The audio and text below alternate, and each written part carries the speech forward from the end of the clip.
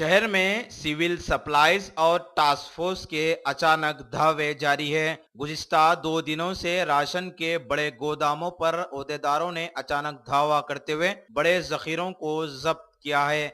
आज यानी 22 अप्रैल को भी ओहदेदारों ने याकुतपुरे के इलाके छौनी के एक बड़े गोदाम पर अचानक धावा करते हुए भारी मिकदार में अनाज के जखीरे को जब्त किया।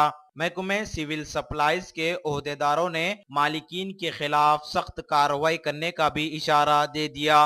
मीडिया से बातचीत करते हुए महकमे सिविल सप्लाईज के ओहदेदार ने बताया, इस मौके पर south zone task force team भी मौजूद थी।